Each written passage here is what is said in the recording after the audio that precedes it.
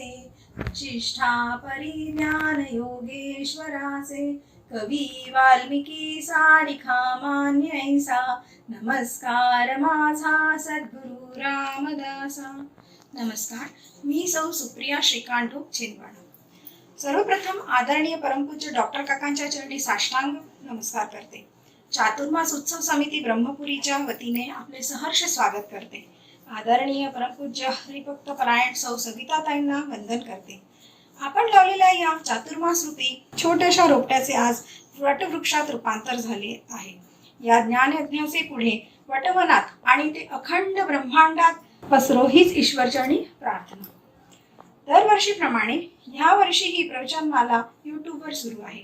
या मालेतील हे 13वे पुष्प. गुंफणार आहेत हरिभक्त परायण श्री मोहन वैद्य, वय 71 वर्षे. आपले शिक्षण BSc असून बँक ऑफ बरोडामध्ये वरिष्ठ प्रबंधक आणि शाखा व्यवस्थापक म्हणून कार्यरत होते. परमार्थाच्या आवडीमुळे 2001 साली VRS घेतले. नोकरीनिमित्त कळंब, यवतमाळ, दत्तकारंजा, अमरावती इत्यादी तीर्थक्षेत्री वास्तव्याची संधी मिळाली. तेथे श्रवण आणि अर्चनेचा लाभ झाला. अमरावतीला परमपूजनीय डॉक्टर काका आणि परमपूजनीय मंदाताईंचा सहवास व श्रवण घडले. त्यांच्या शिबिरातून व अभ्यास वर्गातून साहित्य, संत साहित्य आणि वेदांत शास्त्राचा अभ्यास झाला. मग परमपूज्य डॉक्टर काकाचा अनुग्रह प्राप्त झाला. गेली 15 वर्षे श्री गुरूंच्या आज्ञेने श्री गुरूंच्या साहित्याचे प्रकाशन करणाऱ्या श्री कृपान्यास संस्थेत कार्य करत आहेत. सध्या अध्यक्ष पदावर आहेत. अशा या अत्यंत प्रतिभावंत श्री मोहन काकांच्या श्रीमुखाने आपणास अमृतवाणीचा लाभ होणार आहे. चला तर मग आदरणीय श्री मोहन काकांना विनंती करते की आपल्या प्रवचनाला सुरुवात करावी.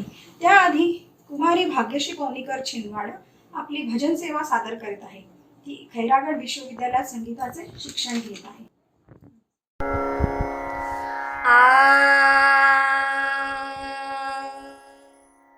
माय भवानी तुझे लेकरू, कुशीत तुझी आये सेवा, म्हणून घे आई सेवा, म्हणून घे आई. तू विश्वाची रचिली माया, तू शीतल छायेची काया. तू विश्वाची रचिली माया, तू शीतल छायेची काया. तुझ्या दयेचा ओघ खंडित दुरितलयाला सेवा, म्हणून घे आई सेवा, म्हणून घे आई. तू अमला अविनाशी कीर्ती, तू अवघ्या आशांची पूर्ती. तू अमला अविनाशी कीर्ती, तू अवघ्या आशांची पूर्ती. जे जे सुंदर आणि शुभंकर पूर्णत्वाते सेवा, म्हणून घे आई सेवा, म्हणून घे आई. तूच दिलेली मंजूळ वाणी, डोळ्यामधले निर्मळ पाणी. तूच दिलेली मंजूळ वाणी, डोळ्यामधले निर्मळ पाणी. तुझ्या पूजना माझ्या पदवी, या विण तुसरे नाही सेवा, म्हणून घे आई सेवा मानून घे आई, सेवा मानून घे आई. धन्यवाद. वक्रतुंड महाकाय कोटी सूर्य समप्रभ निर्विघ्नं कुरु मे देव सर्वकार्येषु सर्वदा. श्री महागणपते नमः. कृपा कटाक्षाची या किरणे मोह समुद्राचे आटणे घडे जे त्या श्रीकृष्णे बंधू तया ते श्रीराम. तया आदिना अंत मांगल्याची मूर्तिमंत आनंद कदा ना खंत जगता लागी श्रीराम. जयांचे केलिया स्मरण होय सकळ विद्यांचे अधिकरण तेची बंधू श्रीचरण सद्गुरूंचे. विठ्ठल विठ्ठल जय हरी विठ्ठल विठ्ठल विठ्ठल जय हरी विठ्ठल. पंढरीनाथ महाराज की जय. जय जय रघुवीर समर्थ. हे चिंतन ज्या वास्तूमध्ये ऐकण्यासाठी आपण एकत्र झालो त्या वास्तूच्या सर्व पवित्र अधिष्ठात्री देवतांना वंदन. श्रोत्यांच्या हृदयातल्या हृदयस्थ नारायणाला वंदन करतो आणि माझ्या चिंतनाला सुरुवात करतो. आपल्या पूर्वजांनी अशी प्रथा मांडून दिलेली आहे की सर्व प्रवचनांच्या अगोदर ग्रंथाच्या आरंभी मंगलाचरण व्हावं. यामागे एक थोडासा त्यांचा विचार आहे. त्या विचारापासूनच आपण आज प्रवचनाला सुरुवात करू. पहिला मुद्दा तर हा आहे की मंगलाचरण सुरू झालं की एक सूचना सर्वांना मिळते. जसं नाटक सुरू होण्यापूर्वी 3 घंटा वाजतात तशी ही एक सूचना आहे की आता प्रवचन सुरू होत आहे. देवळाच्या बाहेर जे लोक उभे असतील त्यांना जाणवतं की आता जाऊन देवळात आपली जागा धरली पाहिजे. देहानी जे देवळात आहेत त्यांच्या लक्षात येतं की आता आपलं मनभ्रमण थोडंसं थांबवलं पाहिजे. संसारात आपले जे विचार गुंतलेले आहे ते थांबवून आता प्रवचनाकडे लक्ष दिलं पाहिजे. प्रत्यक्ष ज्ञानदेवांनीसुद्धा अवधान ऐकले दिजे असं श्रोत्यांची विनवणी केली आहे. प्रत्येक प्रवचनकाराची तशी विनवणी असतेच. त्याप्रमाणे मी पण आपल्याला तशी विनंती करतो आणि त्यासाठी आपल्याला ही एक सूचना असते की मंगलाचरण म्हणजे आता आपल्याला अवधान एकत्र करून प्रवचनाकडे ते लावलं पाहिजे. दुसरं असं एक दृष्टांत आपल्या विदर्भातल्या लोकांना सहज समजण्यासारखा की वैशाखाचं जेव्हा रणरणतं ऊन असतं तेव्हा रणरणत्या उन्हातून आपण एकदम एसीमध्ये प्रवेश करत नाही किंवा उलटं पण करत नाही. एसीतून एकदम रणरणत्या उन्हात जात नाही कारण ते सर्व बाधतं. प्रपंच जो आहे तो वैशाखाच्या रणरणत्या उन्हासारखा आहे. त्याच्यात त्रिविध तापांनी आपण पोळून निघालेलो असतो आणि परमार्थ जो आहे तो छान एसीचा सारखा गार आहे. प्रपंचामध्ये विषय सुखाची सावली मिळत नाही असं नाही, मधनं ती मिळते. पण परमार्थामध्ये जसं नित्य ब्रह्मसुखाचं चांदणं पडलेलं असतं तसं प्रपंचात राहत नाही. परमार्थात तिथी कोणतीही असो ब्रह्मसुखाचं चांदण्याचं सुख तुम्हाला नेहमी मिळू शकतं. तर एकदम रणरणत्या उन्हातून एसीत येण्याची मध्ये जी जागा असते थांबण्याची ती ही मंगलाचरणाची जागा आहे असंही आपल्याला म्हणता येईल. तिसरी गोष्ट अशी आहे की आपण जेव्हा मंगलाचरण करतो तेव्हा काही देवतांना वंदन करतो, साधू संतांना वंदन करतो, श्रीगुरूंना वंदन करतो. या सर्वांबद्दल आपल्या मनात पूज्य भाव असतो. ते मोठे आहेत हे आपल्या मनाने मान्य केलेलं असतं. त्यामुळे आपला अहंकार लयाला जायला मदत होते. असं आहे की देवाला भक्तांचा अभिमान असतो पण भक्ताला स्वतःचा अभिमान असणं हे देवाला मुळीच आवडत नाही. खुद्द तुकाराम महाराजांनी बाळक्रीडेच्या अभंगात म्हटलं आहे की तिळासमान जरी अभिमान भक्ताला असला तरी देवाला मेरू समान त्याचं ओझं होतं, मेरू समान ओझं होतं. म्हणून एकतर हा अहंकार लय होतो. दुसरं असं की ज्यांना ज्यांना आपण वंदन करतो त्यांनी आपल्याला काहीतरी दिलं आहे, आपल्यावर कृपा केली आहे, आपल्याला काहीतरी शिकवलं आहे, हाही भाव आपल्या मनात असतो. आणि त्यामुळे प्रत्येक वंदनाबरोबर आपल्या मनात सात्विकतेचा उदय होत असतो, सत्वगुणाचा आधिक्य वाढत असतं.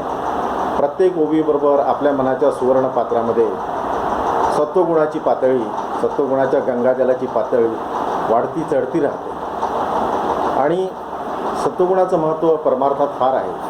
सर्वांनी सांगितलं आहे, आपल्याला माहितीच आहे, गीतेने सांगितलं आहे की सत्वगुणाच्या अधिक्याशिवाय ज्ञान होणार नाही. समर्थांनी दासबोधात सत्वगुणावर एक मोठा समासच लिहिला आहे. त्याच्यात ते म्हणतात, जो परमसुखकारी, जो आनंदाची लहरी, देऊन या निवारी जन्म मृत्यू.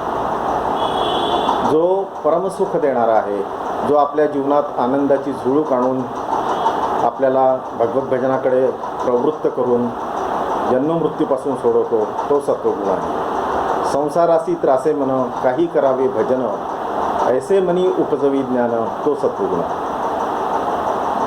संसाराच्या त्रिविध तापांनी मी आणि माझं यामुळे जो पोळलेला असतो, त्या त्रिविध तापातून त्याला आता भगवत भजन करण्याशिवाय याच्यातून काही दुसरा उपाय नाही असं सांगून मनात अशी प्रेरणा देऊन जो सोडवतो, तो सत्वगुण आहे. तर असं हे सत्वगुणाचं महत्त्व आहे. आणि असा हा सत्वगुण या मंगलाचरणांनी वाढतो. आणि त्यामुळे आपल्याला प्रवचनकारालाही तो खूप आवश्यक आहे आणि ऐकणाऱ्यांनाही आवश्यक आहे. प्रवचनकार त्याच्याशिवाय काही बोलू शकणार नाहीत आणि ऐकणाऱ्यांनाही त्यांनी जे सांगितलं ते रिसेप्टिव्ह माइंड राहत नाही ऐकणाऱ्याचं, जर सत्वगुणवरती नसला तर तो उगाच शंका कुशंका काढत राहतो. म्हणून सत्वगुणाची वृद्धी व्हावी म्हणून पण हे मंगलाचरण आहे. आयोजकांनी आता हे चातुर्मासात प्रवचन करायचा त्यांचा नेम आहे. दरवर्षी ते एखाद्या संत सज्जनाचं किंवा एखाद्या ग्रंथाचं अभ्यास लोकांकडून करून घेतात. आता ही चातुर्मास ही जी कल्पना आहे ही पण मोठी मजेशीर आहे. याच्यात आपले देव झोप घेतात. म्हणजे आषाढी एकादशीला भगवान झोपतात, ते एकदम कार्तिकी एकादशीलाच उठतात. आता याच्यामागेही काहीतरी विचार असेलच. घरात आईवडील असतात, ते सदैव मुलांना सांगतात, अरे अभ्यास करा, भांडू नका. आणि मुलं त्यांच्यासमोर तो उपदेश ग्राह्य मानतातही आणि वागतातही तसं. पण दुपारी आई जेव्हा झोपते तेव्हा मग मुलांना मोकळं रान असतं आणि त्यांच्यावर कोणाची निगराणी नसते, कोणी पाहायला नसतं. त्यावेळेस जर ते मुलं भांडले नाहीत किंवा बरोबर राहिले, अभ्यास केला, तर असं समजायचं की त्यांनी आईवडिलांचा विचार आत्मसात केलेला आहे. नाहीतर मग केवळ आईवडिलांची निगराणी होती तोपर्यंत म्हणजे दिखावा होता तो, असा आहे. त्याप्रमाणे आपले देव 8 महिने आपल्याला कृपा आपल्यावर ठेवतात. विविध ईश्वराच्या आज्ञा आपल्याला संतांच्या शास्त्राच्या माध्यमातून मिळत असतात. त्यांचा आपण अभ्यासही करत असतो. पण जेव्हा देव नसतात तेव्हा आपण त्या पाळतो का? जेव्हा देवांची निगराणी नाही, त्यांचं भय नाही आपल्याला, तेव्हा आपण त्या खरोखर आत्मसात केल्या असतील तरच आपण पाळू. तर त्या आपण पाळतो का हे पाहायसाठी देव जणू काही झोपी जातात 4 महिने, की आपण झोपल्यावर काय करतात हे आपले दिव्य बालकं. त्यामुळे मग साधकांवर या 4 महिन्यात जास्ती जबाबदारी येऊन पडते की त्यांनी नियमाने वागलं पाहिजे, परमार्थ सोडून नाही वागलं पाहिजे, नीतीनी अधर्मानी नाही वागलं पाहिजे, मनपूत नाही वागलं पाहिजे, की जेणेकरून जेव्हा चातुर्मासानंतर कार्तिकी एकादशीला भगवान उठतील तेव्हा आपल्याला त्यांना सांगता आलं पाहिजे की तुम्ही नव्हते तेव्हासुद्धा आम्ही तुम्ही दिलेल्या मार्गानेच चाललो. आणि यासाठीच ही सगळी व्रतवैकल्य आपल्याला आहे, आपला धीर टिकून राहावा म्हणून. कारण असं आहे की परमार्थात संयमाने राहायचं, धर्माने राहायचं, याला फार धीर लागतो. श्रेय जे आहे व्यवहारातलं सुख मिळवण्याचं, त्याला धीर लागत नाही, प्रेयाला धीर लागतो.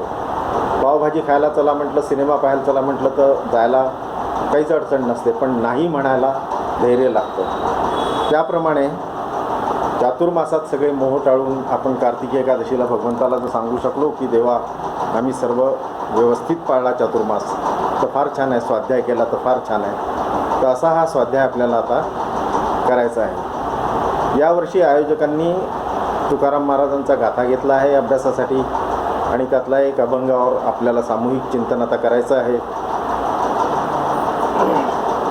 तुकाराम महाराजांचं नाव माहीत नाही असा महाराष्ट्रात कोणी नसेल, पण तरीसुद्धा त्यांचं चरित्र आपण परत एकदा पाहू. कारण तुम्हा सर्वांना जरी ते माहीत असलं तरी एकदा ते चरित्र गाऊन माझे पण वाणी पवित्र होईल आणि तुमचंही काम पवित्र होतील. महाराजांचा जन्म आपल्याला माहिती आहे देहूमध्ये झाला आणि ते समर्थांचे आणि शिवाजी महाराजांचे समकालीन होते. त्यांची अनेक चरित्र प्रसिद्ध आहेत. पहिलं चरित्र तर खुद्द त्यांच्या नातवानीच लिहिलेलं आहे. पण सर्व चरित्रांमध्ये सर्वात जास्त प्रसिद्ध पद्यामध्ये ताहराबादकर महिपती महाराजांचं एक पद्यचरित्र आहे आणि लरा पांगारकरांचं एक गद्यचरित्र आहे. पण तुकाराम महाराजांनी स्वतःचं चरित्र स्वतःच एका अभंगात लिहिलेलं आहे आणि अर्थातच आपल्याला ते खरंच म्हणजे ते जास्ती ऑथेंटिक आहे. त्यांनी असं लिहिलं आहे की मी वाणी होतो आणि माझ्या घरी व्यापार उदीम चालू होता. विठ्ठल हे आमच्या घराचं कुलदैवत होतं आणि आहेही. प्रपंचाच्या त्रासाने जेव्हा मी खूप होरपळून जायचो तेव्हा मी विठ्ठलाचीच करुणा भाकायचो. काही दिवस माझा व्यापार चालू असताना प्रपंच चालू असतानाच माझे आईवडील निवर्तले. त्यानंतर एक मोठा दुष्काळ पडला आणि सगळी वाताहत झाली. सर्व पैसे संपून गेले. गावात पत राहिली नाही. माझी एक पत्नी अन्न करून मृत्यू पावली. तिला आपण अन्नही देऊ शकलो नाही याची मला खूप लाज वाटत राहिली. माझं मन मला खात राहिलं. आमच्या गावात एक विठ्ठलाचं मंदिर होतं. त्याचा मी जीर्णोद्धार केला काही लोकांच्या मदतीने आणि तिथे दर एकादशीला कीर्तन सुरू झालं. कीर्तनकार कधी यायचे नाही तेव्हा मग मी स्वतः तिथे उभं राहून निरूपण करायला लागलो. त्यासाठी मी शास्त्राचा अभ्यास केला. पहिल्यांदा मला संतांचा अभंग ओव्या पाठ करायचा खूप कंटाळा यायचा. पण मी नेटाने त्यावर मात करून तो सर्व अभ्यास केला. त्यानंतर मी दर एकादशीला तिथे कीर्तन प्रवचन करू लागलो. मी देहाने जितका जास्त परोपकार होईल तितका करण्याचा प्रयत्न केला. मी साधू संतांची सेवा केली. साधू संतांची सेवा करताना मी अभिमान बाळगला नाही, लाज बाळगली नाही. होता होता एक दिवस मला स्वप्नात माझ्या गुरूंचा दृष्टांत झाला आणि त्यांनी मला रामकृष्ण हरी हा मंत्र दिला. माझे आप्तमिष्ट इतरमिष्ट सांगायचे मला की तू हे भजन वगैरे सोड आणि काही कामधंदा कर. पण मी त्यांचं ऐकलं नाही. मी रामकृष्ण हरी या भजनाचं पालन करत राहिलो. श्री गुरूंनी दिलेली साधना करत राहिलो. मी माझ्या मनालाच साक्षी केलं आणि मनाने जे सांगितलं त्याप्रमाणे वागत राहिलो. पुढे मला ज्ञानदेवांनी आणि पांडुरंगांनी स्वप्नात येऊन दृष्टांत दिला की तू काही पद्यरचना कर. त्याप्रमाणे मी पद्यरचना केली. पण ती काही जणांना ही गोष्ट न आवडल्यामुळे त्यांनी माझे अभंग इंद्रायणीत बुडवून टाकले.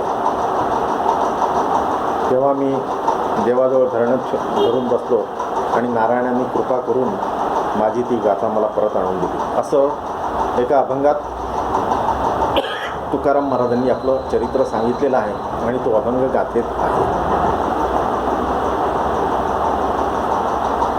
तो अभंग आहे गाथेत.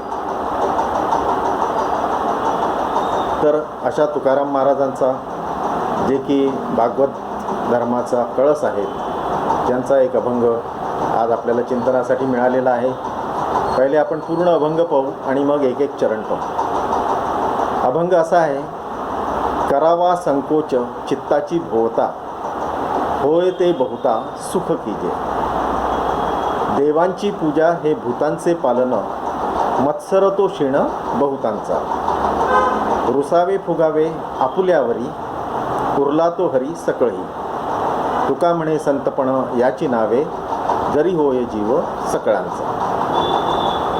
हा पूर्ण अभंग जो आहे ना तो आहे साधकाला उपदेश आहे आणि त्याच्यात काही थोडा वेदांत पण आहे. मूलतः साधकाला उपदेश आहे तो मल आणि मल कसा दूर करायचा, विक्षेप कसा दूर करायचा यासाठीचा हा उपदेश सर्वसाधारणपणे आहे. आता आपण एकेका चरणाकडे वळूया. पहिलं चरण आहे करावा संकोच चित्ताची भोवता, होय तो बहुता सुख कीजे. तर आपल्याला थोडं आश्चर्य वाटतं की मन व्यापकतेत सुख आहे असं आपण ऐकतो. संकोच का करायला सांगतात महाराज? चित्ताचा मन व्यापक करावं असं सगळेजण सांगत असताना महाराज संकोच करायला का सांगतात? सगळीकडे असं सांगितलं जातं की व्यापकतेत सुख आहे. श्रुती पण तशाच आहेत. यो वै भूमा तत् सुखम अल्पे सुखम नास्ती असं म्हणतात. मग व्यापकतेत सुख आहे, संकोचात सुख नाही. मग महाराज असं का सांगतात? व्यापकतेत सुख असल्याबद्दल एक चैतन्य महाराज देगलूरकर त्यांच्या प्रवचनात गोष्ट सांगतात, मोठी मजेदार आहे, ऐका. एक गाव होतं, त्याच्या बाजूनी गोदावरी नदी वाहत होती. तिथे रोज एक गवळी आपल्या गायी घेऊन यायचा वरच्या अंगाला, आणि खालच्या अंगाला त्या गावातल्या देवळाचे पुजारी स्नानाला यायचे. वरती तो गाई धुवायचा, ते पाणी खाली यायचं इकडे या पुजाऱ्याकडे. हा खाली आंघोळ करायचा आणि कलशात ते पाणी घ्यायचा पूजेचं, आणि मग काठावर यायचा. तो जोपर्यंत गोदावरीतलं पाणी होतं ते सर्व व्यापक, तोपर्यंत ते गाईच्या अंगावरूनही आलेलं पाणी होतं तरी ते पवित्र होतं. पण हा काठावर आला की मात्र लगेच म्हणायचा की आता या लोट्यातल्या पाण्याला कोणी शिवायचं नाही. म्हणजे असं संकोचामध्ये असं दुःख असतं, व्यापकतेमध्ये सुख असतं, असं आपण ऐकलं. श्रुती तशाच आहेत. पण काही काही श्रुतींमध्ये, जसा आता संकोच आपल्याला शब्द अडला तसं होतं. वेदांमध्ये काही श्रुतींमध्ये थोडासा परस्पर विरोध आहे. मग आचार्य शंकराचार्यांनी त्याचा समन्वय लावून दिला. ब्रह्मसूत्रामध्ये तत्व समन्वयात नावाचं एक प्रकरण त्यासाठी टाकलं. त्यामुळे हे जे असे शब्द येतात त्यांचा अर्थ करताना आपल्याला बराच विचार करावा लागतो, शास्त्राची मदत घ्यावी लागते.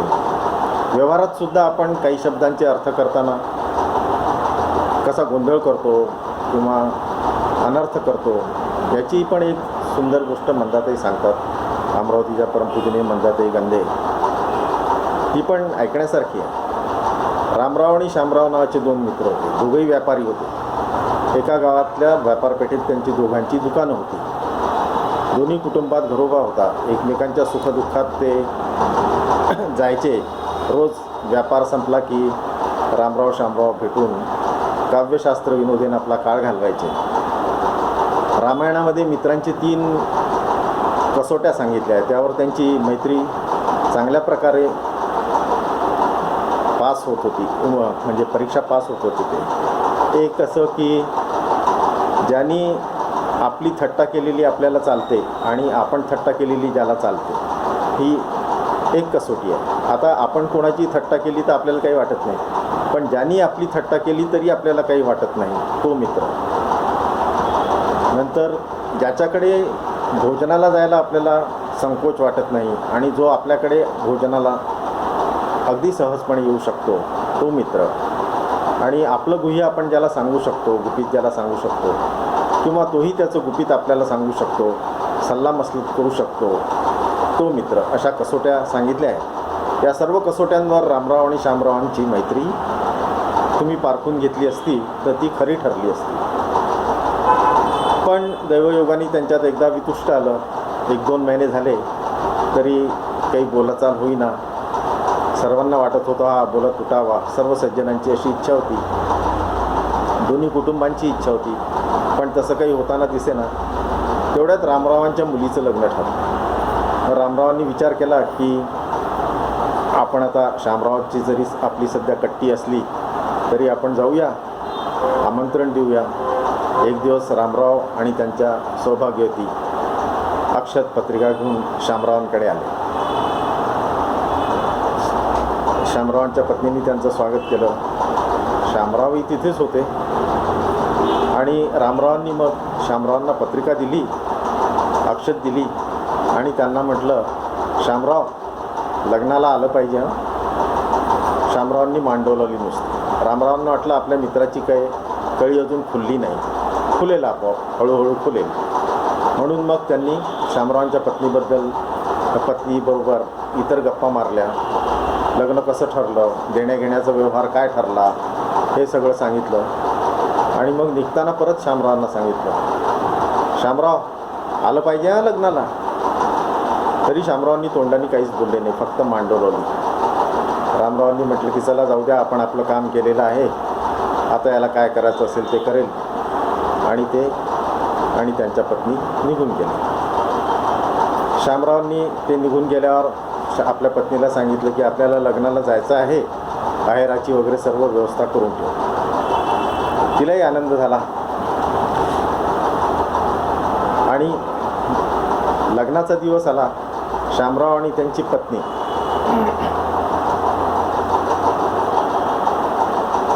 दोघेही निघाले मंगल कार्यालयाकडे.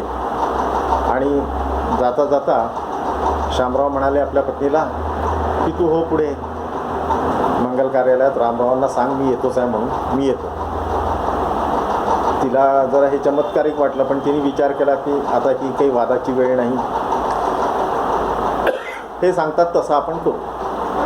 ती समोर निघून गेली. इकडे थोड्या वेळाने रामराव मंगल कार्यालयात दारात सर्वांचं स्वागताला उभे होते. त्यांना शामराव येताना दिसले. त्यांच्या हातात एक पिशवी होती. शामराव आले रामरावांना. रामरावांनी त्यांचं स्वागत केलं. शामरावांनी हातातली पिशवी रामरावांना दिली आणि म्हणाले, रामराव, लग्नाला आलं पाहिजे होतं ना, हे घे, पुष्कळ आलं आणलं आहे, कुठे कुठे वापरायचं ते वापर. रामराव लग्नाला आलं पाहिजे एका अर्थाने म्हणाले, शामरावांनी लग्नाला आलं पाहिजे दुसऱ्या अर्थाने घेतलं. असा व्यवहारात सुद्धा आपला इतका गोंधळ होतो शब्दांचे अर्थ लावताना. तर इथे तर संतांचे शास्त्राचे शब्द असतात, त्यांचा अर्थ लावताना आपल्याला किती जपून लावावा लागत असेल. म्हणूनच श्री गुरूंचं इथे मदत घ्यावी लागते, शास्त्राची मदत घ्यावी लागते.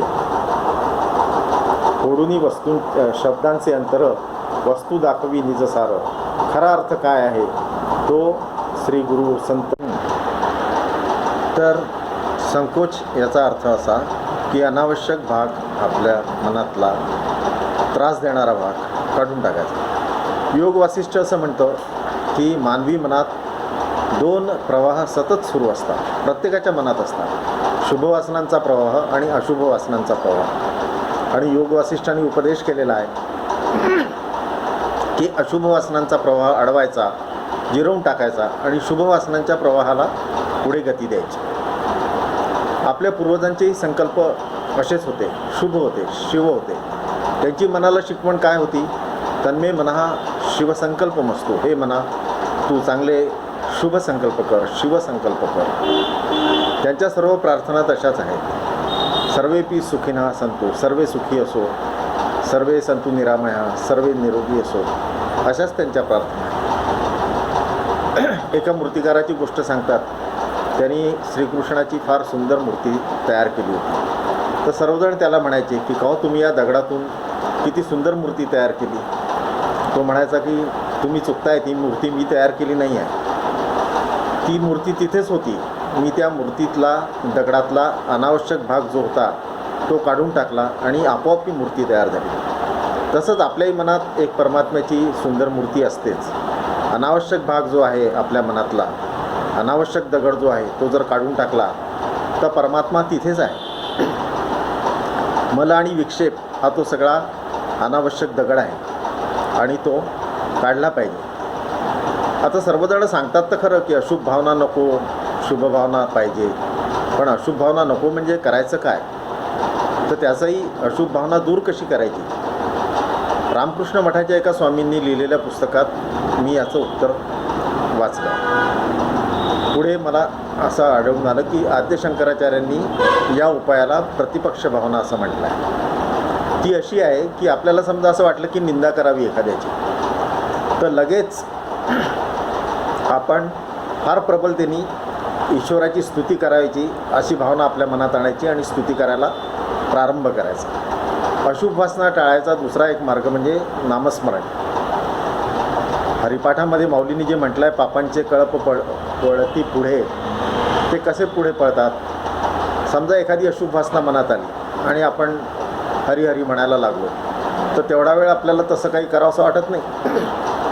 ते जे कर्म आपल्याला करावंसं वाटत होतं ते आपण पुढे ढकलतो, तेवढंच ते पाप पुढे जातं. आणि हरिस्मरण जर सतत राहिलं, अनुसंधानात राहिलो आपण त्याच्या, तर मग ते पाप पुढे पुढेच ढकलल्या जातं, डिफर होत राहतं, ते होतच नाही नंतर. अशा प्रकारे पापांचे कळप पुढे जातात. आणि अशा प्रकारे चित्ताचा संकोच करायचा म्हणजे सर्व ज्या गोष्टी अनावश्यक आहेत, माझे श्रीगुरू परमपूजनीय डॉक्टर काका सांगतात की ज्या गोष्टींचा विचार करायची आवश्यकता नाही या साधकाला, त्याचा त्यांनी विचार करूच नाही. उगीच ट्रम्पनी काय करावं, मोदींनी काय करावं, याचा आपला जोपर्यंत संबंध येत नाही तोपर्यंत विचार करूच नाही. अशा प्रकारे या सर्व यांनी आपण चित्तातला अनावश्यक भाग काढून टाकून चित्ताचा संकोच करावा असं महाराज सांगतायत. आणि असं संकोच करून चित्ताला मुरड घातली की काय होतं की बहुता जणांना सुख होतं, खूप जणांना आपण सुख देऊ शकतो. आता आपण दुसरं चरण बघूया. देवांची पूजा हे भूतांचे पालन, मत्सर तो शीण बहुतांचा. इथे भूतांचं पालन म्हटलेलं आहे. भाषाशास्त्रज्ञ असं सांगतात की जेव्हा पालन पोषण हा शब्द येतो तेव्हा पालन म्हणजे संरक्षण आणि पोषण म्हणजे अन्नोदकाची व्यवस्था. पण जेव्हा नुसतं पालन म्हणतात किंवा नुसतं पोषण म्हणतात तेव्हा त्याच्यात दोन्ही अर्थ येतात की संरक्षणही आणि अन्नोदकाची अवस्थाही. आता भूत कोण कोण आहेत? सर्व प्राणी मात्र हे भूत आहे. आपण सर्व माणसं ही भूतं आहोत, सर्व पशुपक्षी ही भूतं आहेत. इतकंच नव्हे तर तुकाराम महाराजांनी म्हटल्याप्रमाणे वृक्षवल्ली आम्हा सोयरी, वृक्षवल्लीसुद्धा भूत आहे. या सर्व भूतांचं पालन ही देवांची पूजा आहे असा विधी आपल्याला तुकाराम महाराज सांगत आहे. आता या भूतांचं पालन म्हणजे पहिलेच आपण पाहिलं की संरक्षण त्यात आलं. संरक्षण म्हणजे काय करायला पाहिजे की पहिल्यांदा आपण तर संहार थांबवला पाहिजे जो होतो आहे तो, आणि नंतर मग संरक्षणाचाही विचार केला पाहिजे. आत्ताच बघा आपण वृक्षांची किती तोड केली. आपण चांगल्या घरात राहायला मिळावं म्हणून अरण्य तोडली आणि आता आपण त्या चांगल्या घरांमध्ये अरण्यवासात राहिल्यासारखं राहतो आहे, अशी परिस्थिती निर्माण झाली. आणि भूतांचं पालन व्हावं इतकंच नव्हे तर पुढे येणाऱ्या भूतांचं म्हणजे आपल्या पुढे येणाऱ्या प्रजेचं पालन व्हावं, नीट संरक्षण व्हावं, यासाठी जी महाभूतं आहे त्यांचंही संरक्षण केलं पाहिजे. म्हणजे जलाचं संरक्षण केलं पाहिजे, वायूचं संरक्षण केलं पाहिजे, पृथ्वी मातेचं संरक्षण केलं पाहिजे. जलप्रदूषण, वायू प्रदूषण, पृथ्वी माता, पृथ्वीचं संरक्षण, धरतीचं संरक्षण, अर्थ पोल्युशन, हे सगळंच थांबवलं पाहिजे खरं म्हणजे. आणि दुसऱ्याही अर्थाने ते आपल्यासाठी देवताच आहेत. त्यांची पूजा किंवा त्यांचं संरक्षण, त्यांना शुद्ध ठेवणं ही परमेश्वराची पूजा आहे. कारण आपण श्रुतीमध्येच ऐकलेलं आहे की देव त्यांनी ते निर्माण केलं आणि त्यात तो शिरला. जल त्यांनी निर्माण केलं, त्यात तो शिरला. वायू त्यांनी निर्माण केला, त्यात तो शिरला. तर मग वायूची काळजी घेणं आणि जलाची काळजी घेणं ही एक प्रकारे त्याचं पूजन आहे, यात काही शंकाच नाही. आता आपण जो कोरोना व्हायरसमुळे एकत्र घरात येऊ शकत नाही आहे, घरात बसून आपल्याला सर्व कामं करावी लागत आहे, हे भूतांचं संरक्षण न केल्यामुळे, त्यांच्या प्रती फार क्रूरता दाखवल्यामुळे कदाचित झाला असं काही जणांचं म्हणणं आहे. त्यात काही तथ्यही असेल. तुम्ही म्हणाल की कोरोना व्हायरस तर भारतातही आला, आपण तर काही चीनी लोकांनी त्यांना फार क्रूरपणे वागवलं जनावरांना, आपण तर काही केलं नाही. पण आपणही त्यांना चिन्यांना मदत केलीच आहे अप्रत्यक्षपणे चिनी माल घेऊन. अप्रत्यक्ष पापात सहभागी आपण त्यांच्या झालोच आहोत. कदाचित त्यामुळे आपल्याला हे सर्व भोगावं लागत असेल. तर हे सर्व आपण टाळलं पाहिजे. निसर्गाचे जे नियम शास्त्रांनी सांगितले आहेत आपल्याला, वायू देवता आपण म्हणतो, जलदेवता म्हणतो, ते सर्व आपण पाळलं पाहिजे. ह्या सर्व भूतांचं अशा प्रकारे पालन करणं ही एक देवाची पूजा आहे असं महाराज सांगतात. आणि त्यांना अन्नोदक पण दिलं पाहिजे. पूर्वी अन्नोदक म्हणजे वारकरी असायचे, ते प्रत्येक घरी वार लावून शिकायचे. अन्नदानाचं महत्त्व लोकांना माहीत होतं. पशुपक्षी गोग्रास टाकायचे लोक, पंचमहायज्ञ करायचे. आता तसं जरी होत नसलं तरी आपण ते करायला पाहिजे. पुन्हा ह्या सर्व गोष्टी सुरू करायला पाहिजे. वेदांचं जे रक्षण करतात, स्वाध्याय करतात, त्यांना मदत करणं हे जर आपल्याच्यानी स्वाध्याय होत नसेल तर तेवढंच महत्त्वाचं आहे असं सांगतात. तर मग आपल्याला जर हे सर्व करता येत नसेल तर ज्या संस्था असं करतायत त्यांना मदत केली पाहिजे, प्रत्यक्ष अप्रत्यक्ष मदत केली पाहिजे. आणि जेवढा काही हे अशा प्रकारे आपल्याला भूतांचं पालन करता येईल ते केलं पाहिजे. पण आता याच्यात 2-3 गोष्टी आहेत. जैसा प्रगटली या गबसती अशेषही मार्ग दिसती, तरी तेथुली हे काय चाली जेती सांगा माझं, असं माऊली म्हणते. म्हणजे यांचं पूजन करण्याचं, भूतांचं पालन करण्याचे अनेक मार्ग आहेत. हे सगळेच्या सगळे आपण चोखाळायचे नाही आहेत. त्यातला एक मार्ग आपल्याला जो आपल्याला शक्य आहे करणं तो निवडायचा आहे आणि त्याप्रमाणे करायचं आहे. दुसरं असं की याच्यात मीच एखाद्या गोरक्षण संस्थेला आपण मदत करतो समजा, तर या गायींचं पालन किंवा एखादी गाय दत्तकच घेतली आपण वर्षभर, तर आपल्याला अहंकार होण्याची शक्यता आहे की आपण तिचं पालन करतो आहे. तर तसा अहंकार मुळीच होऊ देऊ नये, कारण भगवंताबद्दल म्हणतात की सकल जगासी पोषितो एकलासी, असा तोच आहे. त्याबद्दलची पण एक गमतीदार गोष्ट तुम्हाला सांगायचा मोह मला आवरत नाही. द्वारकेतली गोष्ट आहे. भगवान श्रीकृष्ण रोज दरबार आटोपला की जेवायसाठी येत. तसेच त्या दिवशी ते आले होते. रुक्मिणी माता जातीने हजर होत्या भोजनावर देखरेख ठेवण्यासाठी, हवं नको ते पाहण्यासाठी.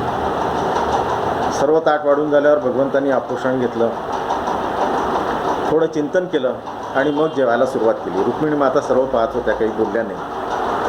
भगवंतांचं जेवण झालं आणि मग रुक्मिणी मातेने विचारलं की भगवान, तुम्ही आपोषण घेतल्यानंतर डोळे मिटून काय चिंतन केलं? भगवंतांनी सांगितलं की मी सगळीकडे शोध घेतला की सर्वांच्या अन्नाची व्यवस्था झाली आहे की नाही. तर रुक्मिणी माता काही बोलल्या नाही, पण त्यांना असं वाटलं की हे काय सांगतात, इतक्या कमी वेळात सगळं पाहून होतं का असं, आणि सगळ्या जगाचा भार काय यांच्यावरच आहे का, आपण आता यांची परीक्षा घेऊ. मग त्याच दिवशी दुपारी त्यांनी काय केलं, त्यांच्या राजमहालातली एक मुंगी पकडली, ती एका पेटीत ठेवली. ती छोटी पेटी मोठ्या डब्यात ठेवली, तो डबा अजून एका मोठ्या पेटीत ठेवला आणि ते सर्व मोठी पेटी तिजोरीत बंद करून टाकली. दुसऱ्या दिवशी भगवान आले, पाटावर बसले, जेवण सुरुवात झाली. आपोषण घेतलं, कालच्यासारखाच थोडा विचार केला भगवंतांनी आणि मग सुरुवात केली जेवणाला. तर रुक्मिणी मातांना आनंद झाला की आता ती मुंगी तो उपाशी आहे आणि यांनी तर जेवायला सुरुवात केली. मग त्या भगवंताला म्हणाल्या, देवा, जेवण झाल्यावर जरा माझ्या राजमहालात जाऊ आपण, तिथे मी तुम्हाला एक गंमत दाखवतो. देव म्हणाले, हो जाऊ, त्यात काय. जेवण झालं, विडा दिला गेला, दोघेही रुक्मिणी मातेच्या महालात आले. भगवान म्हणाले, काय ग? काही नाही म्हणे, मी तुम्हाला एक गंमत दाखवतो. रुक्मिणी माता गेल्या, त्यांनी तिजोरी उघडली, पेटी काढली, डबा काढला आणि ती छोटी डबी काढली आणि ती डबी आता भगवंताला ती मुंगी दाखवायची की ही उपाशी आहे म्हणून त्यांनी उघडली. पाहतात तर काय, एक तांदळाचा दाणा होता आणि तो ती मुंगी खात होती. रुक्मिणी मातांनी गडबडीने ती डबी बंद केली आणि मागे वळल्या. भगवान म्हणाले, काय झालं रुक्मिणी, तू गंमत दाखवणार होती ना? तर रुक्मिणी म्हणाली, नाही देवा, गंमत कसली दाखवते, माझीच गंमत झाली. पण सांग तर काय झालं? मग रुक्मिणी मातांनी त्यांना सगळा वृत्तांत सांगितला की असं असं झालं होतं. मी एक मुंगी पकडली, ती अशी कडेकोट बंदोबस्तात ठेवली, तिला कुठल्याही प्रकारे अन्न मिळू नये असा प्रयत्न केला, पण आता पाहतो तर ती चांगलं त्या तांदळाच्या दाण्यावर बसून स्वतःचं जेवण करते आहे. मग भगवंत हसले, म्हणाले, रुक्मिणी, तुला आठवतं का की काल जेवण झाल्यावर माझे काही भक्तजण आपल्याला भेटायला आले होते आणि त्यांनी आपल्या दोघांना औक्षण केलं आणि मग मी निघून गेल्यावर तू ती मुंगी वगैरे पकडली आणि जेव्हा त्या डबीत तू ती मुंगी ठेवली तेव्हा तुझ्या कपाळाला चिकटलेल्या अक्षतांमधला एक तांदळाचा दाणा मी त्या डबीत पाडला. भगवान काय म्हणाले, पाडला, म्हणजे त्यांनी त्या मुंगीच्या अन्नाची व्यवस्था केली. असा तो एकलाची सगळ्या जगाला पोचतो. फक्त आपल्याला काय की आपण निमित्त झालो असं मनात ठेवायचं आहे. मी त्या गाईला दत्तक घेतलं म्हणजे मी तिचं पालन केलं असं समजायचं नाही आहे. तिसरी एक गोष्ट की फक्त हेच कर्म करत राहण्यात आपलं आयुष्य घालवायचं नाही. जी आपली साधना आहे, स्वाध्याय आहे, तोही करायचा आहे. तुम्ही म्हणाल आता हे सगळं कसं शक्य आहे, तर हे शक्य आहे. समर्थांनी सांगितलं आहे, काही गलबला काही निवळ, ऐसा कंठीत जावा काळ, देणेकरता विश्रांती वेळ आपणासी फावे. म्हणजे काही भाग दिवसातला आपल्या साधनेसाठी ठेवायचाच आहे. ही जी भगवंताची पूजा आहे भूतांच्या पालनाची, याला पूर्तकर्म म्हणतात. ती तर करायची आहे, आपलं साधनही करायचं आहे. पूर्तकर्माने काय होतं, चित्ताची शुद्धी होते आणि चित्ताची शुद्धी फार भगवंता प्राप्तीसाठी आवश्यक आहे. त्या दोन्ही तिन्ही गोष्टींनी आपण भूतांच्या पालनाच्या संदर्भात लक्षातही ठेवायचं आहे, करायचंही आहे. श्लोकाचा दुसरा चरण आहे मत्सरतो क्षीण बहुताचा. चरणाच्या पहिल्या भागामध्ये तुकाराम महाराजांनी विधी सांगितला आहे देवाच्या पूजेचा, आणि दुसऱ्या भागात निषेध सांगितला आहे की काय केल्याने देवाला त्रास होतो. मत्सरतो क्षीण बहुतांचा असा त्यांनी सांगितला आहे. त्यांनी याचा विधी पण सांगितला आहे बरं का. खरं म्हणजे कोणाही जीवाचा न घडो मत्सर वर्म सर्वेश्वर पूजनाचे, असा त्यांनी याचा विधी सांगितला आहे. पण या अभंगामध्ये ते निषेध रूपाने सांगत आहेत आपल्याला की मत्सर जर कोणाचा केला आपण तर तो देवाला क्षीण होतो. आता हे का, हेही आपण नीट बघितलं पाहिजे. कोणत्याही जीवाचा मत्सर का घडतो हे आपण बघायला पाहिजे. आपल्याला माहिती आहे की सगळ्यांना सुख हवं असतं आणि सगळ्यांची त्याच्यासाठी धडपड चालू असते. पण काही जणांना मग नंतर असं वाटायला लागतं की नुसतं मी सुखी असावं असं नाही, मी सगळ्यात जास्ती सुखी असावं किंवा माझ्यापेक्षा दुसरा कोणी जास्त सुखी नसावा. इथून मग मत्सराची सुरुवात होते. आणि तो काय म्हणतो की मी देवाचं इतकं करतो, पूजा अर्चना करतो, तीर्थयात्रा करतो, पोथ्या वाचतो, पण तरी माझं असं आहे आणि तो लेखाचा काहीच करत नाही, तर तो मजेत आहे. तर हे जे त्याचं आहे ते अज्ञानातून आलेलं असतं, पण ते त्याला माहीत नसतं. त्याला असंच वाटतं की देवच अन्याय करतो आहे. योग वासिष्ठ काय म्हणतं की सुखस्य दुःखस्य न कोपी दाता, न को अपि दाता. दुसरा कोणीही सुखाचा दुःखाचा दाता नाही. आपणच आपल्या सुखाचे दुःखाचे दाते आहोत. आता आपण समजा दुःखात असू आणि दुसरा कोणीतरी खूप चांगला सुखात लोळत असेल, तर त्याचा अर्थ असा आहे की त्यांनी पूर्वी काहीतरी चांगली कर्म केली आहे, ती आता नेमकी उदयाला आली आहेत आणि आपली वाईट कर्म उदयाला आली आहेत. पण हे त्याला समजत नाही. डॉक्टर काका या संदर्भात एक छान गोष्ट सांगतात. त्यांच्या प्रवचनानंतर एक माणूस त्यांना भेटायला आला आणि त्यांना म्हणाला की हे तुमचं जे सगळं छान चाललेलं आहे, प्रवचनं चालले आहेत, लोक तुमच्या प्रवचनांना गर्दी करतात, तुमचे शिष्य होतात, तुम्हाला सगळीकडे यश मिळतं, याच्यात तुमचं काहीच कर्तृत्व नाही, हे सगळं तुम्ही गेल्या जन्मी केलेल्या कर्माचं फळ आहे. तर डॉक्टर काका म्हणाले, अरे पण गेल्या जन्मी तरी मीच केलं ना. तर असं हेवा एकदा वाटायला सुरुवात झाली की विवेक नाहीसा होतो आणि माणसं अशी काहीही विचार करायला लागतात. एक ही गोष्ट आहे की मान्य करायला हे कठीण जातं, पण असा विचार करावा की पुढे कदाचित माझी चांगली कर्म फळाला येतील, तेव्हा माझी पण परिस्थिती सुधरेल. पण तो असं विचार करू शकत नाही. ज्याच्यासाठी आत्मपरीक्षणाची गरज असते ती तो करू शकत नाही. असूया म्हणजे काय? एखाद्याच्या गुणाला दोष म्हणणे. हा हेव्याचा अगदी सुरुवातीचा प्रकार आहे. असूया, हेवा, मत्सर, क्रोध, द्वेष, तिरस्कार असे हे सर्व चढत्या पायरी आहेत. आता तुकाराम महाराज याला वाईट का म्हणतात? कारण हा जो आहे भक्त इतरांचा मत्सर करणारा, त्याला ही ईश्वरी व्यवस्था मान्य नाही आहे की त्याच्या चांगल्या कर्माचं फळ तो भोगतो आहे.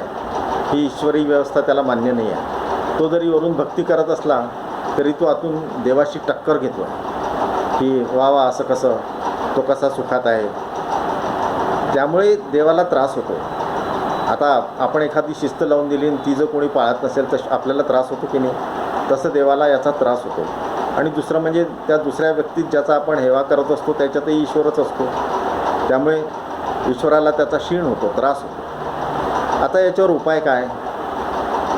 इंग्रजी भाषेमध्ये मत्सराला ग्रीन आईड मॉन्स्टर असं म्हणतात, हिरव्या डोळ्यांचा राक्षस. मत्सराचा रंग हिरवा मानला गेला आहे. एखाद्याबद्दल जर आपल्याला खूप मत्सर वाटत असेल तर आपल्या मनात असं समजा की गडद हिरवा पट्टा आहे. मग आता याच्यावर उपाय काय? मग आपण पांढरे पट्टे मारले पाहिजे त्याच्यावर. जर डॉक्टर काका म्हणतात की जर मूळ चित्तामध्ये वासना चांगली नसेल तर वारंवार शास्त्राचे, संत साहित्याचे नवीन नवीन संदेश बुद्धीकडे पोचवले पाहिजे मनामार्फत, म्हणजे मग ती वासना क्षीण होते, खिळखिळी होते. आता मत्सराचा जर गडद हिरवा रंग कमी करायचा असेल तर आपल्याला पांढरे पट्टे मारले पाहिजे. एक की बा तो त्यांनी गेल्या जन्मी चांगले शुभकर्म केले असतील म्हणून तो चांगली फळं भोगतो आहे, असा पहिला पांढरा पट्टा. कदाचित मी अशुभ कर्म केली असतील. आता हे खूप जरा कठीण असतं पचायला, नाहीच पचत म्हणजे, पण असाही एक मारायचा की माझी चांगली फळं नंतर जेव्हा चांगली कर्म नंतर जेव्हा फळाला येतील तेव्हा मी असा सुखी होईन, असा एक पांढरा पट्टा मारायचा. चांगलं क्रियमान करून पण मी थोडीशी माझी परिस्थिती सुधारू शकतो, सुख भोगू शकतो, त्याच्यासारखा होऊ शकतो, असा एक अजून पांढरा पट्टा मारायचा. हा ईश्वरी नियोजन आहे, हे कर्माचा सिद्धांत आहे, अशी आपल्या मनाची समजूत घालवणारा अजून एक पांढरा पट्टा मानायचा. भक्त म्हणायचं आणि त्याच्याबरोबर टक्कर घ्यायची हे बरोबर नाही, असा आणखीन एक पांढरा पट्टा मारायचा. असं करता करता तो गडद हिरवा पट्टा फिका फिका होऊन जातो आणि शेवटी तर अगदी पांढरे पट्टाच आपल्या अंतःकरणात राहतो. अशा प्रकारे आता हे काय, दुसरा चरण जो आहे ना, हा चित्तशुद्धीचा चरण आहे. तिसरा चरणात समर्थ तुकाराम महाराज म्हणतात, रुसावे फुगावे आपुल्यावरी, उरला तो हरी सकळही.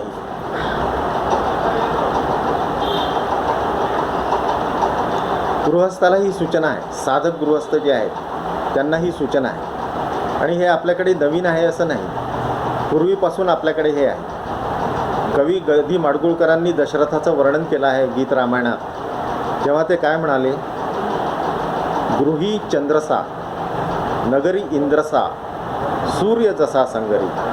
म्हणजे दशरथ घरामध्ये चंद्रासारखा शीतल होतं त्याचं वर्णन. त्याच्या राजदरबारात तो इंद्रासारखा शोभून दिसायचा, पण रणांगणात मात्र तो सूर्यासारखा तेजस्वी आणि भयंकर होता. तर पूर्वीपासून आपल्याकडे ही गृहस्थाला सूचना खरं म्हणजे आहेच की त्यांनी असं शांत राहावं. आता कुटुंबियांवर म्हणजे पत्नी आणि सेवक यांच्यावर रुसाई फुगायची तर काही सोयच नाही आहे. कारण आपलं शास्त्रच असं सांगतं की पत्नी तर अर्धांगिनीच आहे, आपलंच अर्धांग आहे. पुत्र आणि कन्या ते तर आत्मजा आणि आत्मजाच आहे, आपणच आत्मरूपाने परत जन्माला आलेलो आहोत. आणि सेवक आहेत ते आपले सावलीसारखे आहे. मग आपण आता त्यांच्यावर रुसणार कसं, त्यांच्यावर क्रोध कसा करणार?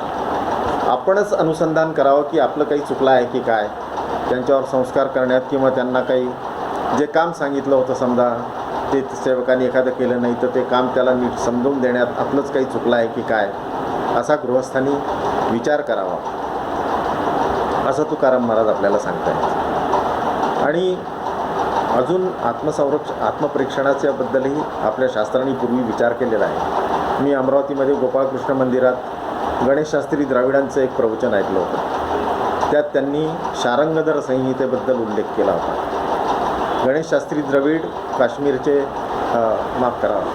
बनारसचे फार मोठे पंडित, त्यांचे वडील राजेश्वर शास्त्री हेही फार मोठे पंडित. अशी पुण्यवान घराणी पाहायला मिळतात आपल्याला. महाराष्ट्रात पण देगलूरकरांचं घराणं असं आहे. दोंडा महाराज देगलूरकर, आता त्यांचे नातू चैतन्य महाराज देगलूरकर, अशी पुण्यवान घराणी असतात. तर गणेशशास्त्री द्राविडांनी सांगितलं की शारंगधर संहितेमध्ये असं सांगितलं की गृहस्थांनी रोज आत्मपरीक्षण करावं, रात्री झोपण्यापूर्वी तरी करावं, नाही तर ब्राह्ममुहूर्तावर करावं. आणि इतर अनेक गोष्टींमध्ये दोन महत्त्वाच्या गोष्टी त्यांचा विचार करावा की आज मी जे काय वर्तन केलं, वागणूक केली, त्याच्यामध्ये देवासारखं दैवी संपत्ती ज्याच्यातून माझी झळकली असं मी काय केलं.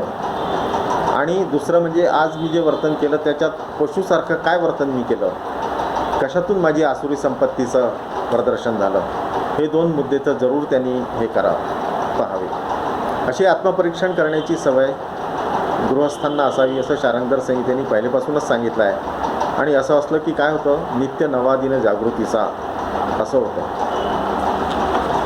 अशा प्रकारे चित्ताची शुद्धी पण होते आणि चित्त शांतही राहतं. आणि या दोन्ही गोष्टी आपल्याला भगवत प्राप्तीसाठी खूप आवश्यक आहे. आता जो उरला तो हरी सकळी, हा जो सकळी ही आहे हा वेदांताचा अत्यंत महत्त्वाचा मुद्दा आहे. भारतीय तत्त्वज्ञानाचं हे शिखर आहे. माऊली काय म्हणते, भरला घनदाट हरी दिसे. आणि वेदांती काय म्हणतात, अखंड एकरस भेदशून्य ब्रह्म सगळीकडे भरून आहे. जो भक्तांचा हरी आहे तेच ज्ञानी लोकांचं ब्रह्म आहे. समर्थ काय म्हणतात, रीता राव ठाव या राघवेवीण नाही. वैष्णवांना काय वाटतं, सर्व जग हे विष्णुमय आहे. जले विष्णू, स्थले विष्णू, विष्णू पर्वतमस्तके, ज्वालामाला कुले विष्णू, सर्वम विष्णुमयम जगत. विष्णू पंजरिका स्तोत्रामध्ये असं म्हटलंच आहे. त्यामुळे सर्व वैष्णवांना सगळं जग विष्णुमय दिसतं. मग आता सर्व जग जर विष्णुमय आहे तर जगातल्या लोकांवर रागवणार कसं? त्यामुळे कोणावरही रागवू नये असं तुकाराम महाराज आपल्याला सांगतायत. आपल्यावरच रुसावं फुगवावं, अनुसंधान करावं की अशी वेळ का आली, आणि कोणावरही रागवू नये, फार तर फार समजून सांगावं, आणि रुसावंच लागलं तरी आणलेला रुसवा असावा, आलेला नसावा. आता शेवटचा जो चरण आहे, तुका म्हणे संतपण याची नावे, जरी होय जीव सकळांचा. तुकाराम महाराज म्हणतायत की जर असं आपण वागत गेलो तर आपण संतच होऊ. जे शेवटी आपलं ध्येय आहेच खरं म्हणजे देहाचं जे ध्येय सांगितलं आहे समर्थांनी, तुकाराम महाराजांनी, ते हेच आहे की संतपण आपल्याला प्राप्त व्हावं, आपला आत्मा विश्वात्मा व्हावा किंवा ब्रह्म आपण व्हावं. आता असं होता येतं का? असं होता येतं. 2-3 उदाहरणं याची आहेत. एक तर खुद्द तुकाराम महाराजांचंच उदाहरण आहे, 2 भागवतातली उदाहरणं आहेत. अनेक उदाहरणं आहेत पण आपण ही 2-3 घेऊया. तुकाराम महाराज एकदा एका शेतात बांधावरून चालले होते. बाजूला चिमण्या पाखरं दाणे खात होते कणसातले. तुकाराम महाराजांच्या चालण्यामुळे ते उडून गेले. तुकाराम महाराजांना वाईट वाटलं की अरे या पक्ष्यांना आपलं भय वाटलं. खरं म्हणजे आपण आणि ते आपला आत्मा सगळा एकच आहे, का भय वाटावं त्यांना आपलं? मग ते तिथेच ढोंगडी टाकून बसले. त्यांनी असा विचार केला की या पक्ष्यांना जोपर्यंत माझं भय वाटतं आहे तोपर्यंत मी इथून जाणार नाही. जेव्हा त्यांनी असा विचार केला आणि ते बसले तेव्हा पक्ष्यांनी थोडा वेळ पाहिलं की काही महाराज काही करत नाहीत. मग ते परत दाण्यांवर येऊन बसले, दाणे खाऊ लागले. तरी त्यांनी पाहिलं की महाराज काही उठून आपल्याला हाकलत नाही आहेत. महाराजांच्या जवळ आले, आजूबाजूला बागडायला लागले आणि नंतर ते त्यांच्या अंगाखांद्यावर येऊन बसले. असा तुकाराम महाराजांचा आत्मा विश्वात्मा झाला होता. पाखरांमध्येच्या आत्म्यात आणि आपल्या आत्म्यात त्यांना काही फरक वाटत नव्हता. दुसरी 2 उदाहरणं आहेत, ती भागवतातली आहेत. एक शुकमुनींचं आहे आणि एक ध्रुवाचं आहे. शुकमुनी जेव्हा निघून गेले तेव्हा व्यास पुत्रवियोगाने व्याकुळ झाले आणि शुक महाराजांना हाक मारत मारत निघाले. शुका पुत्रा कुठे आहेस तू असं ओरडत निघाले. तेव्हा भागवतात वर्णन आहे की शुकमुनींचा आत्मा सर्व विश्वात्माशी एकरूप झालेला असल्यामुळे मार्गात जे वृक्ष होते त्यांनी व्यासांना ओ दिला असं वर्णन आहे. म्हणजे शुकमुनींचा आत्मा विश्वात्मा झाला होता आणि असं होऊ शकतं. ध्रुवाच्याही तपश्चर्येच्या वेळेस आपण हे बघितलं. ध्रुवाच्या तपश्चर्येच्या शेवटच्या चरणात जेव्हा ध्रुवाचा आणि विश्वाचा आत्मा एक झाला होता, एकाकार झाला होता, जेव्हा ध्रुवानी प्राणायाम करून आपला श्वास कोंडला की नारायण मला दर्शन देत नाही तोपर्यंत मी श्वासच घेणार नाही, तेव्हा सर्व विश्वाचा श्वास कोंडला आणि सर्व प्राणी मात्र भगवंताकडे गेले आणि त्याला म्हणाले की देवा, तो काय भयंकर उग्र तपस्या करत आहे, त्यांनी आता श्वास कोंडून धरला आहे आणि तुमच्या दर्शनाशिवाय सोडणार नाही, आणि त्याचा आत्मा आणि विश्वात्मा एकच झाला असल्यामुळे आमचे श्वास कोंडले आहेत. तेव्हा नारायण म्हणाले की हो, मला माहिती आहे, मला त्याला दर्शन द्यायचंच आहे. ती वेळ जवळच आली आणि मग भगवंत गरुडावर बसून ध्रुवाच्या मधुबनात आले आणि त्यांनी ध्रुवाला दर्शन दिलं. ही गोष्ट भागवतामध्ये आहे. तर अशा प्रकारे हे जे साधकाचं ध्येय आहे अंतिम, ते पण तुकाराम महाराजांनी सांगितलं आहे की मल विक्षेप हे दोष काढावे आणि मग आपल्याला जे आपणच परमात्मा होऊन जातो, आपणच विश्वात्मा होऊन जातो, आपणच संत होऊन जातो, असं त्याचं फळही तुकाराम महाराजांनी 4थ्या याच्यात चरणात सांगितलं आहे. अशा प्रकारे 4ही चरणांचा अर्थ आपण पाहिला आणि हे सर्व आचरण करून आपण आपल्या जीवनाचं सोनं करायला पाहिजे. थोडं आता 5 मिनटं मी बोलेल, पण एक थोडीशी महत्त्वाची सूचना मी तुम्हाला सांगतो. तुकाराम महाराजांनी या अभंगात जो सांगितला आहे तो साधकांसाठीचा आणि व्यष्टी धर्म सांगितला आहे. व्यष्टी धर्म म्हणजे व्यक्तिगत जीवनाचा आचरण करायचा धर्म. प्रत्येकाला 2 धर्म असतात, व्यष्टी धर्म आणि समष्टी धर्म. एक आपला व्यक्ती म्हणून असतो, दुसरा समाजात आपण राहतो, एखाद्या राष्ट्राचे नागरिक म्हणून आपण असतो, त्याचा एक धर्म असतो, एखाद्या धर्माचे आपण पाईक असतो, त्याचा धर्म असतो, त्याला म्हणतात समष्टी धर्म. हा सर्व धर्म व्यष्टी धर्म आहे. म्हणजे कोणावर रुसू नये, रागावू नये, हा जो धर्म आहे तो व्यष्टी धर्म आहे.